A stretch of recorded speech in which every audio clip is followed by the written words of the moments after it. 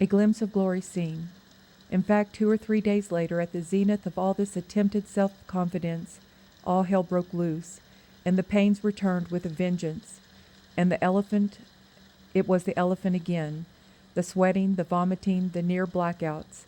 All that time was self-mustered mind over matter had been wasted. Indeed, I was not the captain of my soul.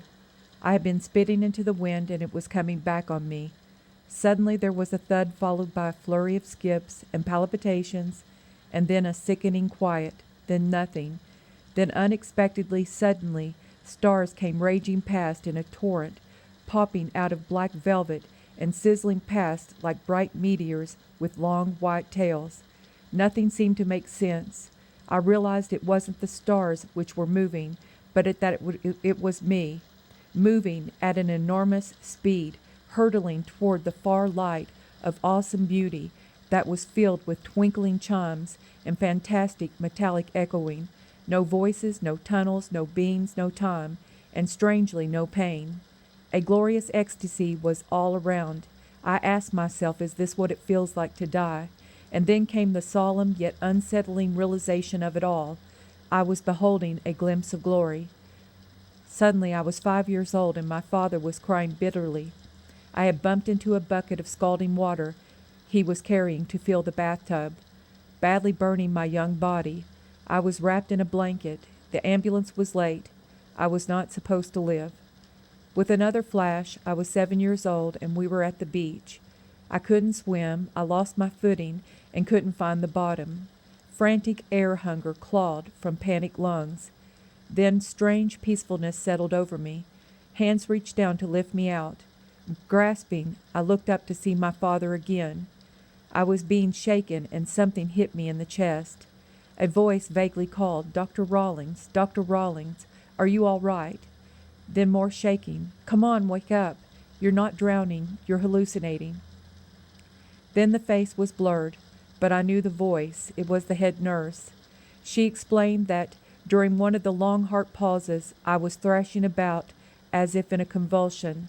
A flat line on the monitor and its resultant alarm made her dash into a room to find erratic body movements and to discover that the EKG attachments had become loose at the wrist, perhaps relating to the flat line. How long was I out? Less than 2 minutes, she replied, replacing the electrode pads. I was about to call a code, but when I hit you on the chest, you came around. Looking back on it all, I must have entered into some sort of time warp, one foot in this world and one in another, perhaps reminiscent of those survivors of head-on auto crashes who recount a long life review in only a split second just prior to impact. Such moments must be a place where time has no meaning. A stalled heart can recover so fast that you wonder if it ever needed thumping in the first place. Perhaps that had occurred in my case, but the other way of dying, the twitching heart, must have maintenance CPR until the heart is jump-started with an electric shock to calm the quivering muscle into a unity of contraction. Many twitching heart deaths occur, and I remember one with ventricular fibrillation, in particular that occurred at Erlanger Hospital in Chattanooga. "I shocked him 3 times already," complained the medical student. They were working on a patient with septic pneumonia who had been coded over the hospital's intercom. "So what?" I said. "Give him another bolus of lidocaine and bicarb and shock him again."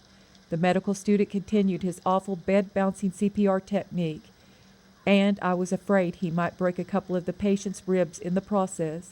Of course, this was preferable to having a dead patient. In spite of this, a slow heartbeat eventually emerged, and another patient had survived. Unfortunately, this patient mentioned an extremely negative experience during the CPR, one horrible enough to save for a later chapter, where we'll list it among other horrors. There is a vital difference between the early and late stages of death.